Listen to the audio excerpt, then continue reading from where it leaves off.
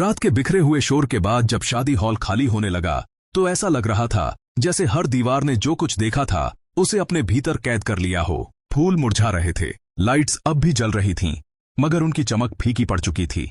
Any वहीं खड़ी थी जहां कुछ देर पहले उसकी जिंदगी का सबसे बड़ा फैसला लिया गया था। न आंखों में आंसू थे, न चेहरे पर कोई शिकवा, बस एक गहरी सी थकान थी जो सिर्फ उन लोगों के चेहरों पर होती है जो सच बोलकर भी जंग जीतकर थक चुके होते हैं। फैज की चीखें अब भी हवा में गूंज रही थीं, झूठ, साजिश, इल्जाम, मगर उन सब के बीच एनी को पहली बार एक बात बिल्कुल साफ नजर आ रही थी। उसने किसी का घर नहीं तोड़ा, बल्कि अपनी जिंदगी को टूटने से बचा लिया था। जावियर ने दूर से उसे देखा, उसके कदम रुक गए, क्योंकि वह समझ रहा था कि इस वक्त किसी तसल्ली की नहीं बल्कि इज्जत की जरूरत है। कुछ लम्हों बाद एनी खुद उसके पास आई और बस इतना कहा, चलो यहां से। गाड़ी में दोनों खामोश रहे।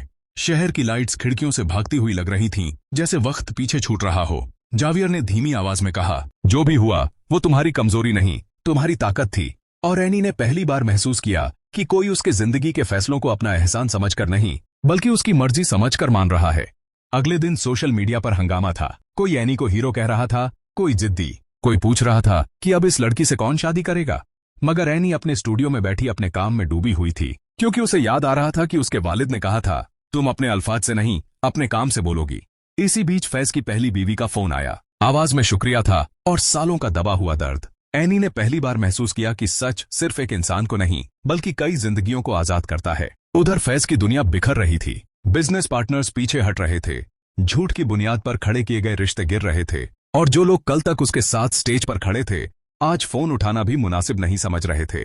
जावियर के घर में भी सुकून नहीं था। उसके वालिद समझने की कोशिश कर रहे थे कि बेटा मोहब्बत और जिम्मेदारी के बीच इतना उलझा हुआ क्यों है, और जावियर खुद से पूछ रहा था, क्या हर दर्द का नाम मोहब्बत होता है, या कभी कभी इंसान सिर्फ किसी को टूटने से बचाना चाहता है। एनी धीरे धीरे सामान्य जिंदगी की ओर लौट रही थी, मगर हर महफिल, हर मीटिंग में एक सवाल जरूर होता, जावियर का क्या है। और हर बार एनी मुस्कुराकर कह देती, जिंदगी सिर्फ शादी का नाम नहीं, कुछ रिश्ते बिना नाम के भी बहुत गहरे होते हैं। मगर रात को जब वह अकेली होती तो उसके जहन में वही आवाज गूंजती, जब रास्ते एक हो जाए तो मंजिल भी एक हो जाती है। कुछ हफ्तों बाद जावियर ने एनी को एक एग्जीबिशन के लिए इनवाइट किया, जहां उसका काम इंटरनेशनल लेवल पर शोकेस होना था। वहीं एनी ने पहली बार खुद को सिर्फ एक लड़की नहीं बल्कि एक मुकम्मल औरत के तौर पर देखा, जिसके फैसले उसकी पहचान है। शो के बाद दोनों चाय पर बैठे, न कोई वादा, न कोई दबाव, बस सच। एनी ने कहा, मैं अभी शादी के लिए तैयार नहीं हूँ। जावियर ने जवाब दिया, मैं अभी भी इंतजार के लिए तैयार हूँ। कहानी यहीं रुकती नहीं।